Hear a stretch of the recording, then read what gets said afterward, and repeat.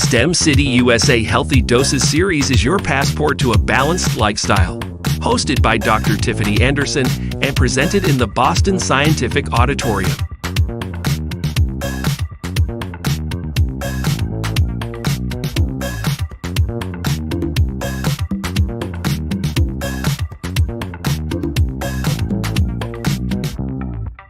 And now, Dr. Tiffany Anderson. Good morning, everybody, and welcome to another episode of Healthy Doses. Today's show is brought to you by Boston Scientific, and we are streaming live in the metaverse at STEMcityUSA.com. We want to thank you for joining us, and thank you for giving us the opportunity to really try to enhance your everyday life. And we do that by providing you tips and resources that can help you be the best you possible. And I think today's topic is really going to help with that. And so let me introduce to you our host, Dr. Tiffany Anderson. Hi, good morning, Ray. Good morning. Are you ready for another show, another great show? Another great show. I'm excited for today's topic. How about you let our audience know what we're talking about? Yes. Of course, good morning, everyone. My name is Dr. Anderson. I am your host, of course, for Healthy Doses. So today we will be highlighting and kind of breaking down self-actualization. So first, I want us to start with just a brief visualization of what that may have looked like, right? So think about a time in your life where you felt the most fulfilled, right? Where you felt the most at peace with your journey. You felt as if your life's alignment was exactly where it needed to be. Think about those moments. Think about those times. Think about if you actually cared about what people thought of your life's choices or where you were headed. Think about if you're operating in full autonomy, right, of your own life and what you wanted for yourself, right? These are just a few kind of characteristics to know if you are self-actualized, if you are headed in that direction, or if you really need to take those steps to become that. So today's show will really highlight that and what it looks like. But first, we have to jump into our commercial break from our sponsors, Boston Scientific.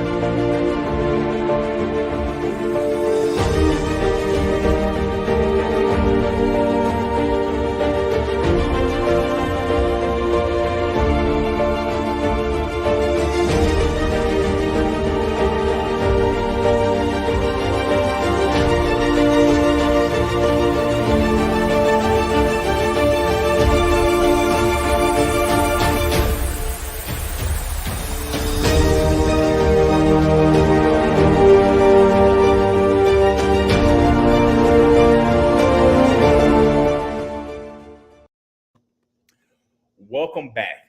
I'm so excited to jump into today's topic. But first, I just want to let you know how you can interact with Dr. Anderson and I. So the point of this show is really to be interactive and really kind of talk to you and make sure that we're answering the questions that you have on today's topic. And so right now, if you're in the metaverse, there's a chat button to the left side of your screen. You can chat with everybody who's watching in the La Familia Auditorium. There's also a little QR code right above Dr. Anderson's head. You may see it flashing in the top. What you do is you open your cell phone. It's still wrong one. Right. It's over there somewhere, y'all. But yeah, open your cell phone camera and just hover right above the QR code, and you should have a link that pops up. You can follow that link, and you can ask questions. You can throw your name in there. You can post anonymously, share your thoughts, share any questions you have. And when we get to the Q&A part of the show, we'll definitely try to answer all the questions that we have. And even if you just want a shout out, just say, hey, We like to hear that too. And so today's topic, self-actualization. What we talking about? What does self-actualization really mean, Dr. Anderson? Yes, I'm really interested in this topic because it is one of those things that takes a while, depending on the person, to really kind of get to. But it's one of those things where it's an inner knowing and an inner becoming, right? So the way it's defined, it's a complete realization of one's potential and the full development of one's ability and appreciation for life, right?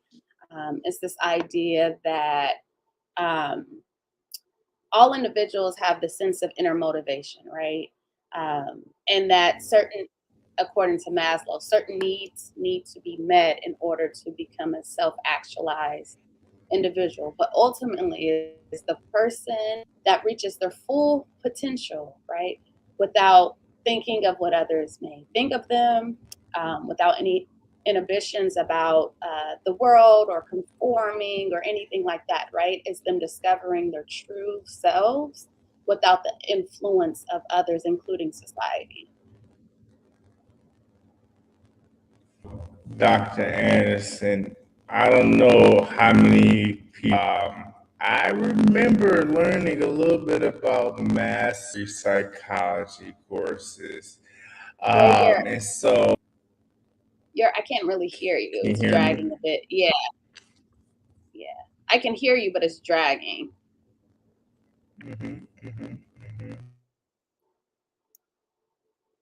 I can't hear you at all. Welcome to live TV. All right, we Hear you. good? We on sound check? Yes. All right. Very clearly. Yes. Perfect. We're good. Let's bring it back. All right. So I don't know how many people are listening or watching that are like me, but I do remember hearing about Maslow's hierarchy of needs and self-actualization in my beginning psychology courses. And so I know there's a lot of thoughts, and there was a lot of people who had thoughts on self-actualization. And so you just define self-actualization, but a lot of people have different interpretations. So can we dive in? I know Maslow is probably the most popular, but can we talk about some of these theorists and the thoughts that they had on self-actualization? Yeah. Please, just so we can all of us have a framework, right, of what we're working from and where our thought processes are coming from. So Maslow and his idea of hierarchy of needs. It's this theory about, again, I was saying like intrinsic motivation, right? So his idea is that when you think about a hierarchy, he starts from basic needs, which is at the bottom, right?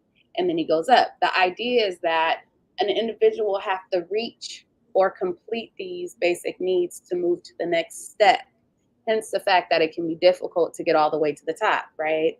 Because we have to complete each need in each category.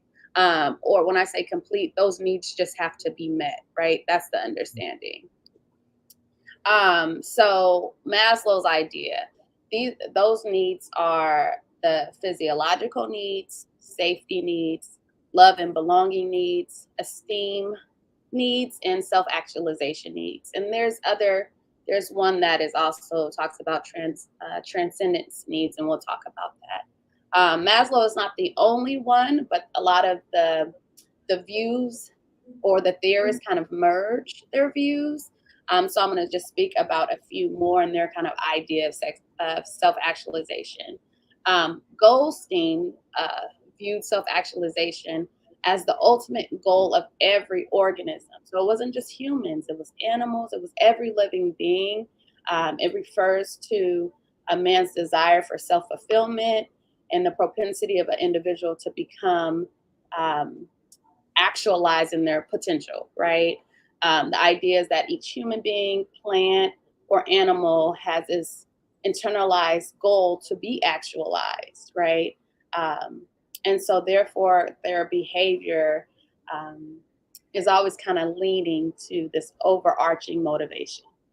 So that's Goldstein. So there's various similarities, right, in their thinking. And then another big person was Carl Rogers, who believe that a person became self-actualized if they were congruent, right? So think about what people want you to be and who you actually are.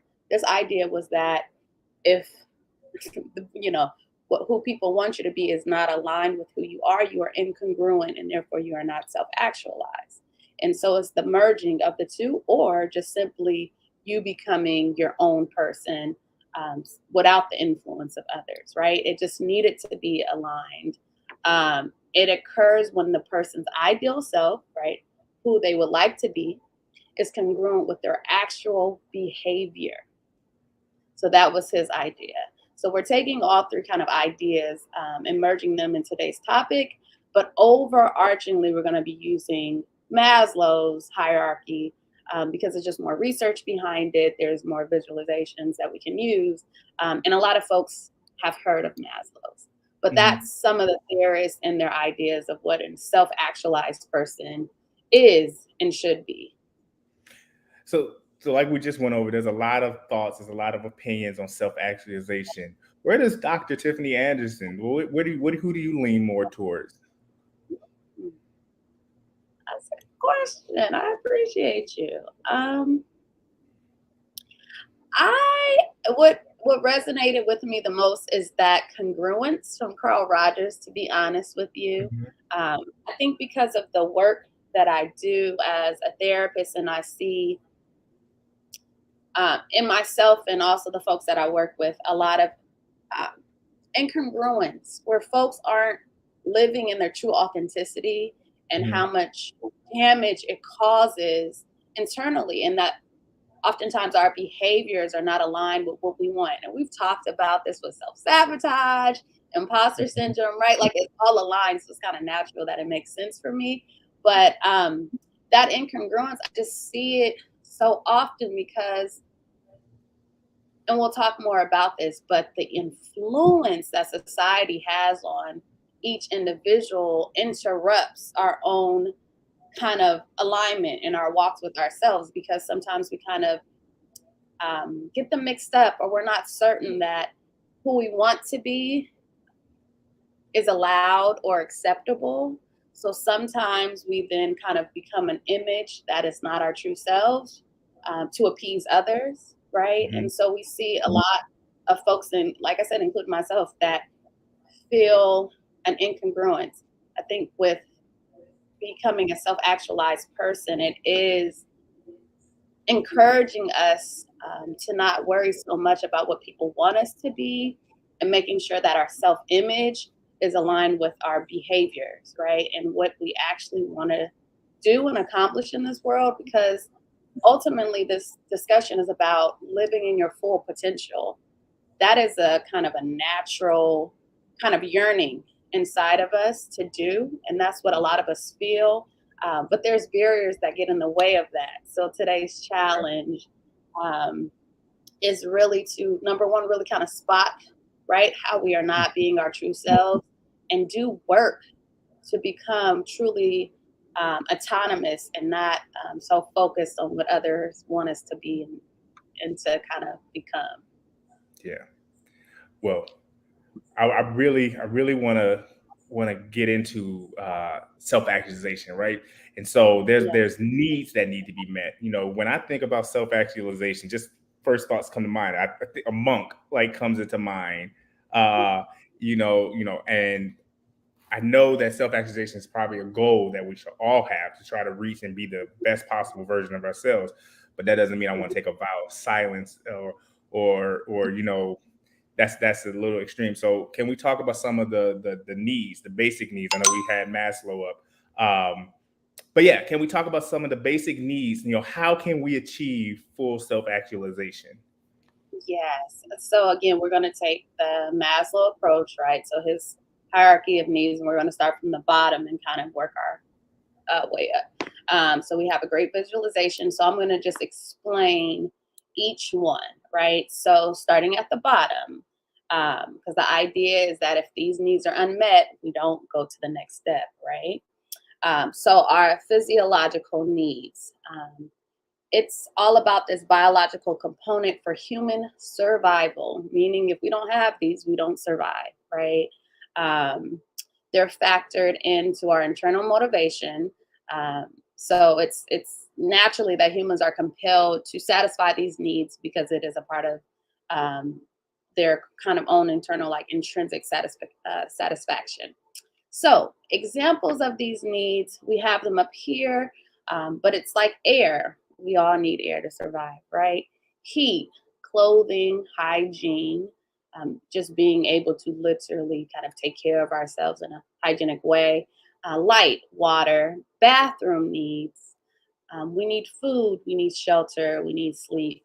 And sex is also included in the physiological needs as well. So this is the idea that we need this to survive. Thinking about an example of these needs.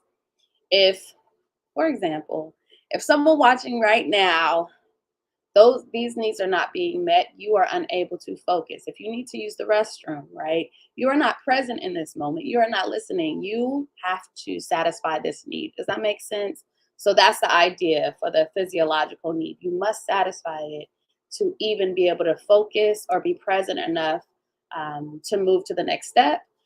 But if we are unable to satisfy this need, the next step is not necessary. Does that make sense? Because we have to get to a place where these needs are met first, and then we can move to the next one. Our safety needs also need to be satisfied, right? It's in the absence of physical safety, or in the absence of physical safety, kind of due to war, natural disaster, family violence, child abuse. There's this idea that we need safety, right? We need health, we need personal security, emotional security, financial security, right?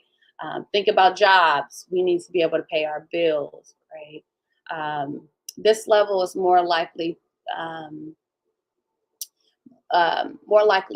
for children in regards to like they have a greater need for these things, especially children with disabilities, right? Adults are impacted by this, obviously, economically, financially.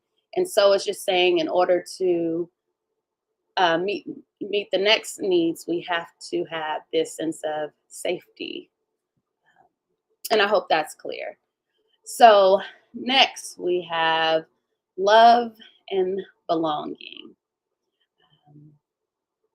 It makes sense, right? This is the third level. It's all about kind of our interpersonal lives, and it involves feelings of belongingness. According to Maslow, humans possess an effective need for a sense of belonging and acceptance among social groups, regardless of whether these groups are small or large. It does not matter, right? It's just ultimately this kind of sense of acceptance, love, being seen, being valued, right? Feeling worthy, all of these things, right? Within this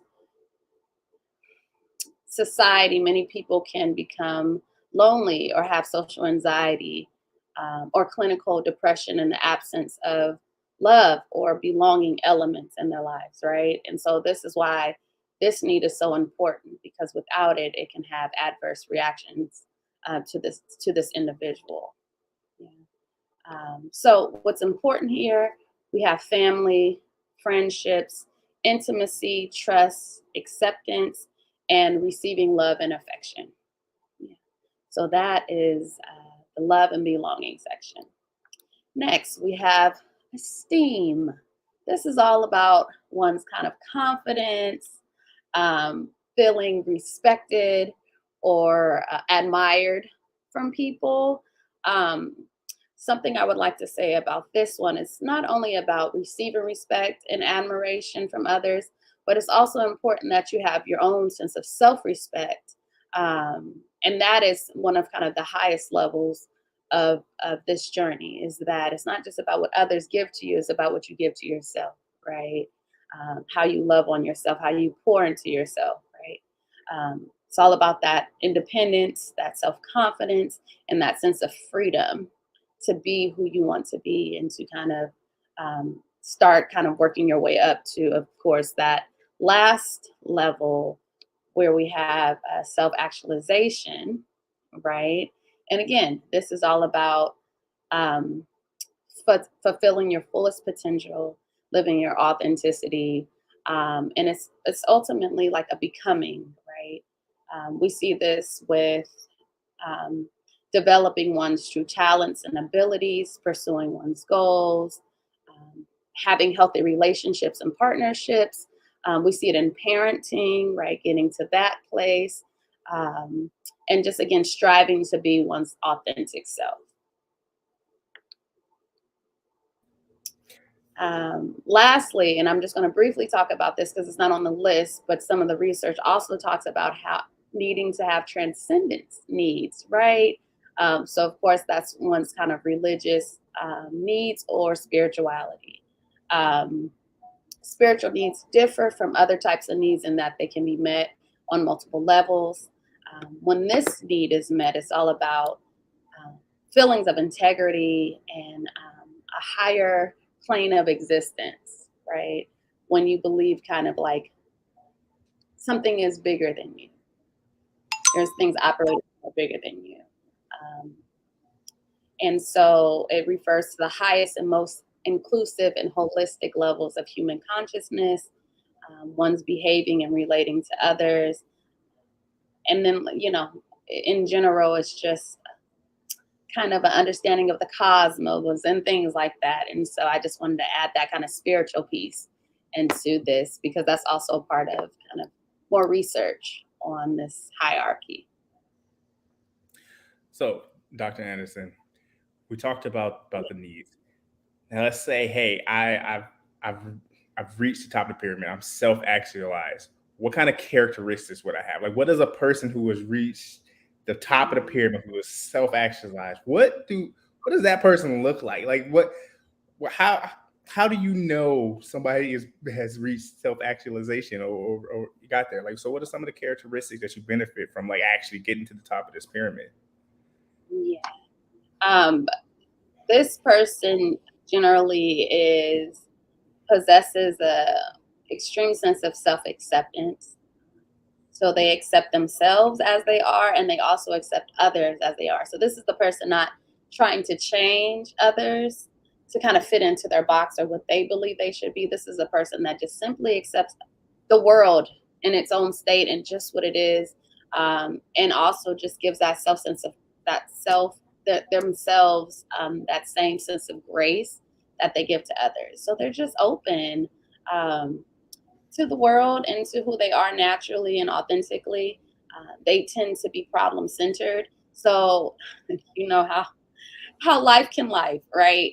And so when we think about how life be like, so when we think about life, there's no exception, right? All of us are experiencing life, and many of us are still kind of struggling with the ways that life hits us, right? That's natural. This person is all about being problem centered because they expect life to life. They're not avoiding it; they're waiting for it because it's an inevitable kind of act, right? So they are motivated by the strong sense of kind of personal ethics and responsibility. Like they just simply show up and expect life to happen and is just simply prepared for it.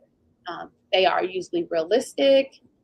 When folks are like, I'm a realist, this person, rather than being fearful of things that are different or unknown, um, they just view life as it unfolds in a logical way, in a rational way, right? So they're just have a sense of, again, lifing, but the way that they approach it is not in a fear-based way, but just logically, in a way that they know that they have the means or the resources or simply the awareness to get past it.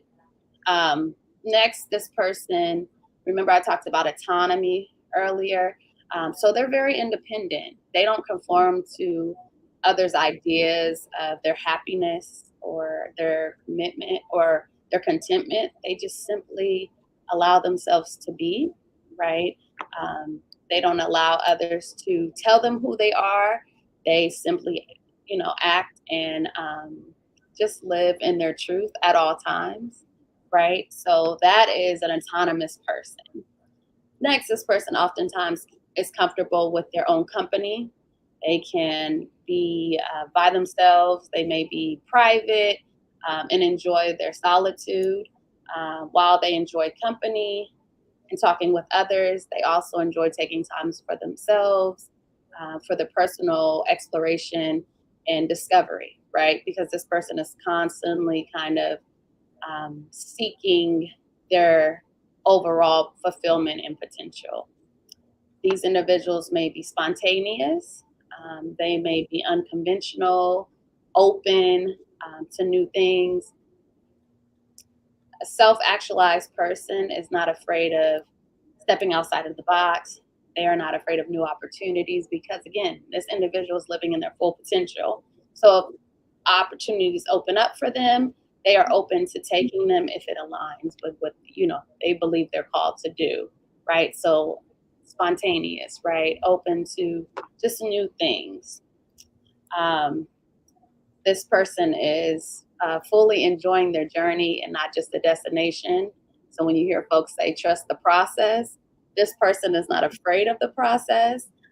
They are immersed in the process and the small steps to get them to the destination, which I know for me is really hard.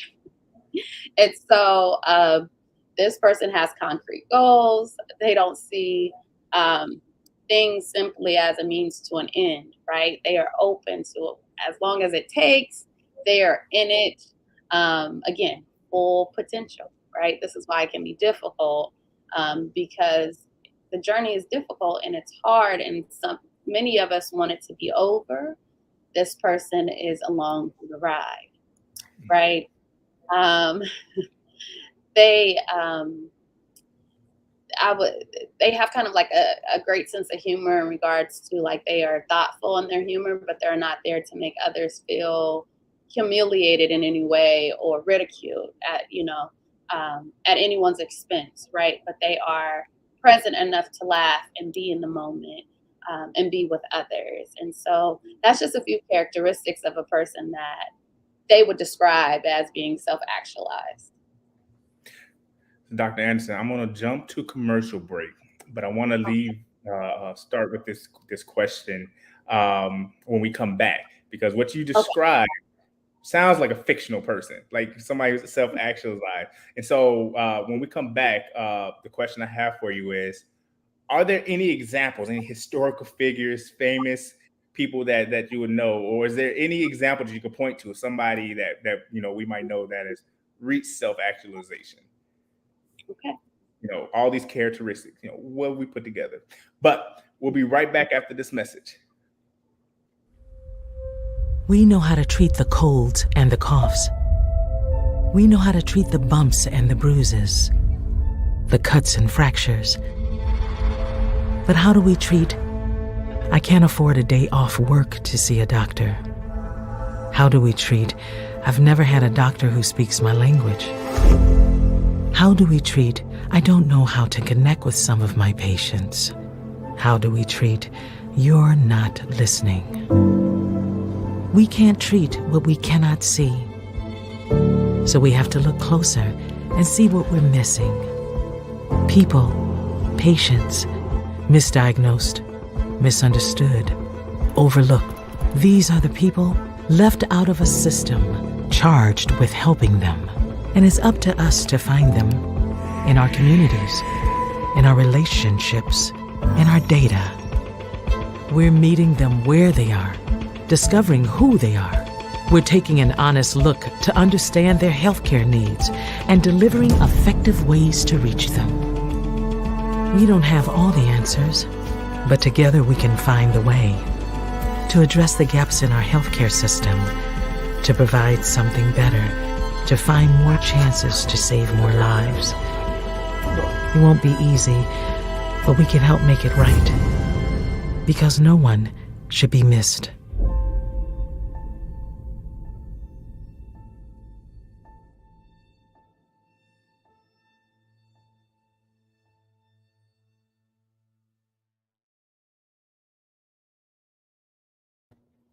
Hey, everybody, and welcome back to Healthy Doses, where today Dr. Anderson and I are discussing self-actualization.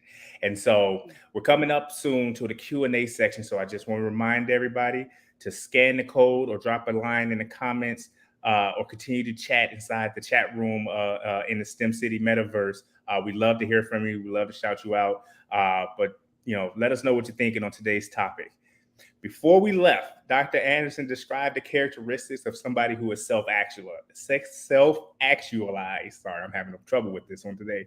And I don't know if you're like me, but there wasn't a specific person that popped in my head while she was giving these.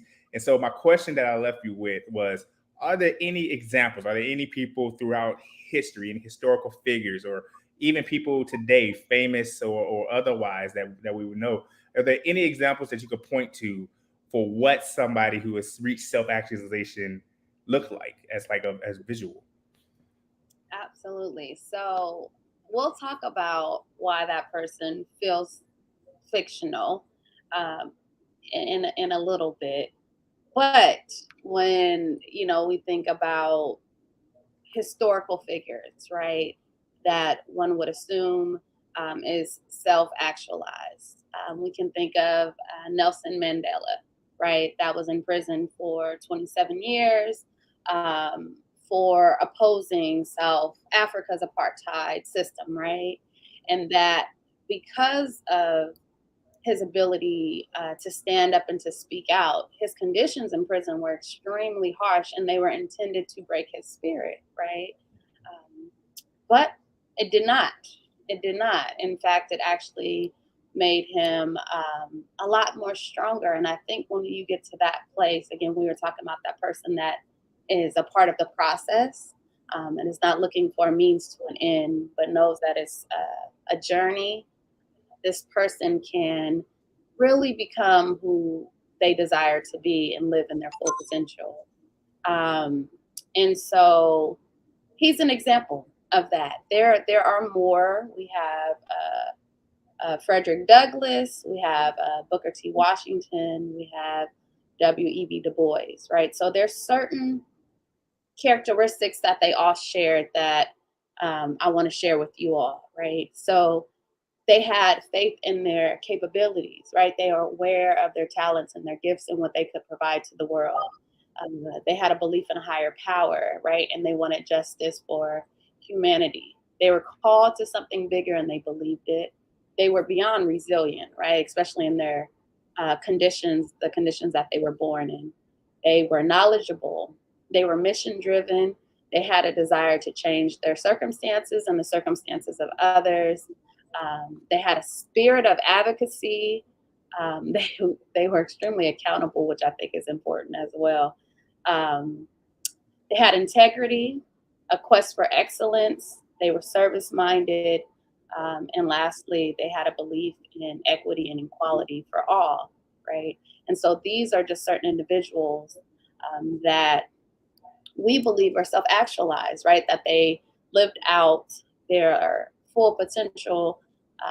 And again, they're not here to really kind of say, because maybe they don't believe that. But just in the history and what they created for us specifically, right, and what they left behind, we are in a position of gratefulness, right? We are in a position of extended opportunities because of their work. And so we believe that these are just a few individuals that are self-actualized. What you think, Ray? Hearing that. I think Nelson Mandela one is I see it, and I definitely see how he got there. But Nelson Mandela on the tier of like humans just kind of see most of us. We want to be like, but it's like we want to be like Nelson Mandela, but most of us aren't there, and so. Yeah. You mentioned it, why this, when you was talking before you jumped into it, you said you'll talk about why this kind of seems like a mythical person. And even, I've never met Nelson Mandela, but I've read a lot about him. I've heard a lot about him. He was a special person. And so when we're talking about the average everyday person, is self-actualization even achievable? Or is it one of those things like it's the journey, right? The journey to self-actualization is actually the mission. So like, what does that look like? Can a regular person, or we're all special in a way, but like, can the average person reach self-actualization? Yeah, yeah. Is it difficult? Absolutely. So Maslow's idea was that about 1% of the population reach self-actualization. New research shows that that percentage is a bit higher, right? But that it is difficult. It is difficult, and it is difficult because of the barriers that get in place. Remember, we talked about reaching needs, right? Completing needs. I gave you all those examples of that hierarchy. The idea is that if we don't reach those particular needs, then it's hard or impossible. I don't know if that's true, but the idea, right, is that we don't get to that place. Does that make sense? And so that's what makes it difficult, is that if our needs are not met. And so, there's barriers to those things. There's barriers to reaching self-actualization. And it's kind of hard to talk about because I know those barriers oftentimes hit us the hardest, right? So think about the research talked about certain barriers of like, grieving, grievance, right? Having a lot of loss in your life. Divorce, kind of interruptions in relationships are another one. The thing about becoming self-actualized is the research said, though, that it hasn't been found that there's a correlation between age, gender, income level, or race, right? And so it's not that we as Black folk cannot reach it. No, the research is not saying that. It's just saying that it's a small percentage of the population reach it. And that there's things that get in the way. So, Ray, when we think about esteem, right? If the folks make it to that level of esteem where it's, respect, admiration from others, but also self-respect or all those things, if there is a fallout of some sort, right? Or if they lose their status, or if they don't feel respected because something happened, or that they did something, or whatever, it may prevent them from getting to that place where they're self-actualized, right? So it's not that they're not great in life and that they didn't do a lot, is that they may not reach that last step. And I wouldn't say that's a bad thing, because it is a difficult thing to do. And it's not, you can be the average Joe, right? So some examples of a self-actualized person was being an artist and never selling your art, never making a dime off your art and still doing it because you love it. Does that make sense? Yes. Yeah, so this person isn't looking for validation or acceptance. They're simply living in their dreams and their purpose, right? So that's the average Joe. That is the average Joe. So I don't want to ever let anyone believe that, who they are can never reach it, because you can. It's kind of like when people aren't watching, are you still willing to do it? If people aren't clapping, are you still willing to live in your truth, right? People aren't making you feel good. Are you still willing to show up for yourself? That's really what we're talking about. Well, I'm glad you said that, because I was starting to lose some hope when you said 1%, and it's like, well, if we're not reaching that top of the pyramid, you said there's new research that that number has grown, but I can't imagine it's too much higher. So it's okay if you don't get there. You just have to find peace with what you're doing. Am I getting that correct? I think anything's okay. I think life is your own journey and what you make of it, I think, yes, so that is right. It is okay. If you are trying your best and this is just where you are, it is absolutely okay. Ray asks, is like a lifelong journey. For many of us, yes. Yes, we may get very close to reach it before death, never reach it, right? Life is simply a journey. I think one of the biggest takeaways, like I was saying with that congruence, my encouragement to myself and to others is to simply live in your truth and to not allow the opinions of others to drive you away from who you are authentically. And so I the thing that we're running into as a big barrier is social media. It's having folks' opinions all the time, right? So when Maslow created this in the 40s, right, life is not what it looks like now. So it's more difficult because we have the input of others more often, right? And we have folks saying, don't do that. This is wrong. You should do this. And we're in a society of information, right? So we're constantly changing and being told new things. So that's one of the biggest barriers, is that we just have a lot more influences. So living authentically is something that we have to kind of hone in and kind of shut out the world in a sense. Does it make sense? Because Yes. it's so much influence coming at us all the time. So, Dr. Anderson, I do have some questions coming in, and we're going to get to those. But we talked a lot about, self-actualization. We talked about the hierarchy of needs and getting there. So to get to each one, there has to be like steps to self-actualization. Do we have any steps that we can talk about that will kind of give us a pathway, if you will, right? How do we, what can we do to move ourselves like kind of more in detail to self-actualization? What kind of tips do you have? Yeah, great question. A big one we were just talking about, do not compare. Do not compare yourself to others. Focus on your own personal growth. That is the biggest thing that I can continue to stress to the audience. Again, always to myself.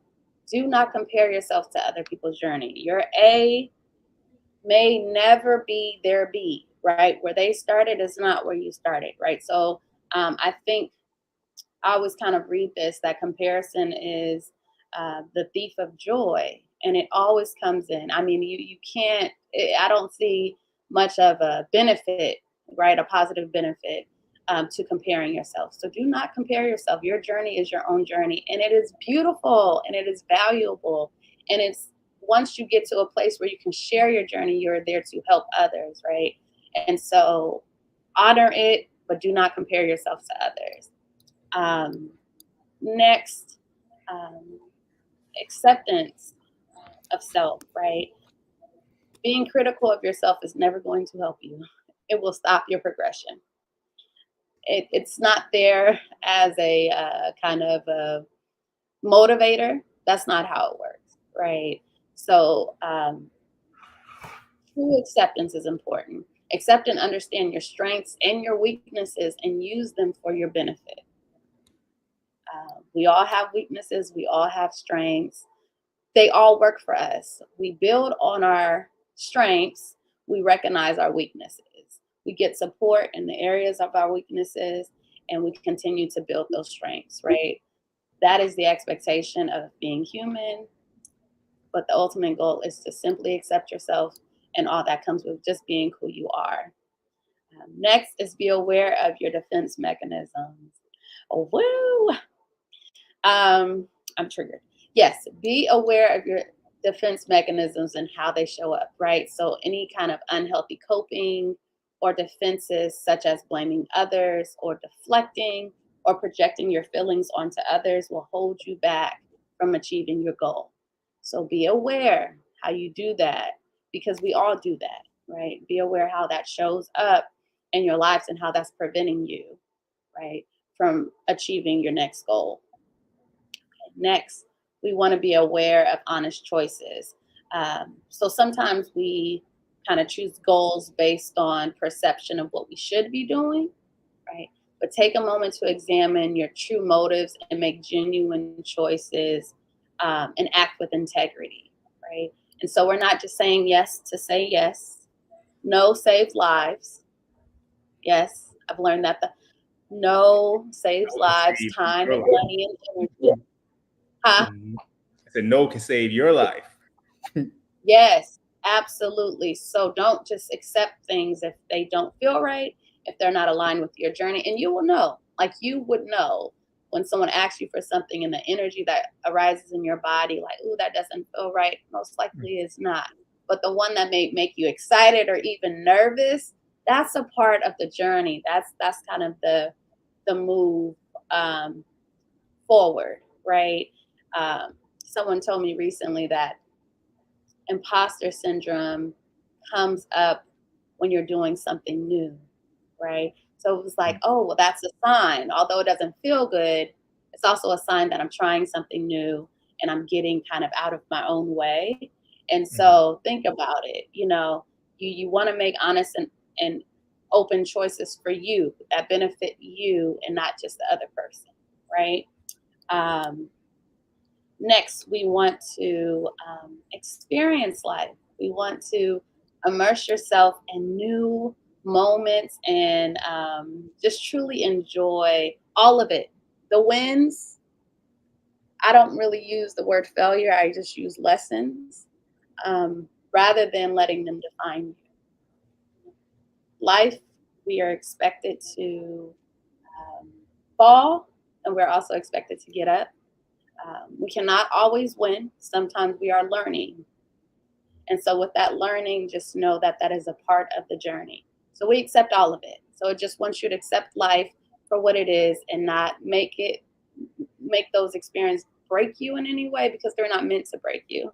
Life is working for you, not against you. Before you go to the next one, I heard a good quote that kind of relates to that, and it was life doesn't happen to you, life happens for you. And when you understand what life happens for you, you're on to a better path, maybe towards self-actualization. When you have that outlook that, like, you can even have that, why does this always happen to me? Or, when those things happen, you take it and you learn from it. What lesson can I get from this? Yeah, this sucked, this was awful, but like, what value can I pull from this? So when you talk about that, that just came to mind. It's something that I heard on a podcast, actually. But that's a great example, because perception really determines our reality, right? So if the idea is that, it's always something, life is always here to break me down. Words have power. Your perception has power as a part of your lens. That is the way you see the world. That's how you operate. So if your lens is distorted, everything around you is distorted. So that's a great example of just shifting your lens in that moment and knowing that no one's out to get you, right? This life is here for you, but it is how you respond to it. It is what you make of it. But know that you are not exempt from life. We are all experiencing it, and we're all responsible for how we respond to it. So, trust. That sound like a whole nother episode right there. Yeah, the whole sermon. Two things, right? And I know we need to move on, love. So, trust yourself. We want to adopt a positive outlook, similar to what I was just talking about. You want to utilize the resources that you have available to you. Ask for help. Ask for support. People are not going to read your mind, right? So you have to be willing to reach out and deal with life challenges as they come. We're talking about that self-actualized person is problem-centered. So they are expecting life to happen, but they are also expecting that they have the resources and the mindset to just get through it. That's it. We don't see it as like a bad thing. We just see it as just a challenge. Like, okay, I'm going to get through this and I'm going to move forward. Lastly, we want to just keep growing and learning. That is what life is. It is, I always believe it is, it's kind of like you're in school. You're just always learning new things. You're always a part of a new process. Do not be afraid to take up new challenges. Do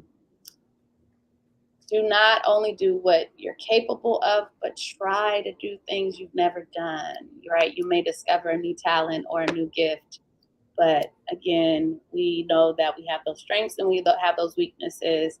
But our gifts are what shine the most, right? And so if we can find ways to cultivate those gifts, foster those gifts, we can really kind of push ourselves up that ladder, up that hierarchy, and get to a place where we just feel comfortable in our own life's journey. Great. Well, Dr. Anderson, I told you that there's questions and everything coming in. So let's go ahead and jump to those get a couple before we close out today's show. And so one good question that came through was asked, Dr. Anderson, how do you suggest I explain self-actualization to teens or young adults when social media plays a huge part in their daily lives and their daily influences? That's a great question. And, that came up. And I don't expect, I call them babies, but teens, I don't expect it to be easy for them. We have a little benefit being a little more mature, Ray and I, right? But the babies are just kind of coming in to themselves, starting to understand their identity and what that looks like. I think with teens, because of that influence, they're always going back, who am I? What do I truly want? I think with explaining it to them has a lot to do with how they're being influenced and in what ways. So I would ask about peer pressure. I would ask about the things that they want to do rather than what they feel like others want them to do. I would ask questions around like their own drives, like, what their passions are, what drives them to keep moving forward. Because again, that's all about self-actualization, right? Is that intrinsic motivation within ourselves. And we all, according to the research, the theory, but I believe it, we all have that sense of wanting more for ourselves, right? Having a push to be more and to create more and kind of live out our purpose. So when explaining it to them, it's just simply telling them that who you are, who you want to be, should align with your behaviors, and asking them what behaviors go against who they're wanting to become. That will really kind of tell us any kind of peer pressure that they're going through or any kind of behaviors that they're doing that don't align with who they want to become. And that's a telltale sign, for them to say, oh, I want to do this, but this is what I'm doing. I'm going to have to start doing things a bit differently. Dr. Anderson, I got one more question before we get to the closeout, and hopefully we can get a quick answer. But this one was simple, and it was, when you're talking about self-actualization, do you need the help of others, or is it a solo journey? So, can others, can family, friends help you reach that self-actualization, or is this just kind of a internal, introspective type of journey? Yeah. The thing what we found with a self-actualized person is that they then are in a position to help others, but the journey itself feels very much solo. Is that clear? Yeah. Yes. It's like when they get to a place where they're self-actualized, then they are the person that doesn't judge themselves, but also doesn't judge others, right? They're the ones that provide certain opportunities or speaks like positively in other people's lives. But the journey is really solo. Now, when we think about our children, right, and the way that we can help, it's really fulfilling those needs, right? Because that's how they get to the next step. Not all of them, because again, they become adults, and like being respected and all that is a bit different. However, teaching them how to have self-respect is a part of our community, is a part of our parents' duties and I would say obligations, but that's just my personal opinion, right? And so that's how you Right. So that help you help your community, you help your babies, you help the teens, that person that asks that question. That is how you help them. Does that make sense? So you can, but the journey and how they really kind of get there is also like a very much independent kind of experience for themselves. But we're always being influenced. We have folks that can pour into us, but it's kind of like you can't really take them by the hand and say, okay, we're going to get you to. That's not really how it works. It's a lot of, like you said, introspective work that they have to do to move forward. Yeah. Well, Dr. Anderson, this was a really fun episode. Do you have any final thoughts to kind of wrap us up before I tell everybody, what's going on next week? Yes. So, like I said, with this episode, I really enjoyed it in the information, because I think it's a great reminder for us that have an internal drive to be more, right? To do more and to be better. I want to normalize that for you. I want to say that often happens in a lot of us, right? And so sometimes we put a lot of pressure on ourselves to be that thing, to become that thing that is in us, that feels like, okay, I should be doing this. But I want to also encourage you to stay in the process, because again, this person is not looking for an end, right? They are simply taking the steps to their full fulfillment. And so I want to encourage you to, number one, say no if things do not align with your purpose, with your passion, or with your calling. I also want to encourage you to kind of step outside your box here and there, though, right?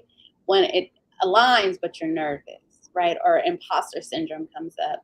I want to encourage you then to take forward, to take that step, to try something new, like I did with the show, right? Although I was terrified, to try something new and to lean into these talents that we have that we may not have explored, or we may not have had the resources or the platform to really kind of dive into.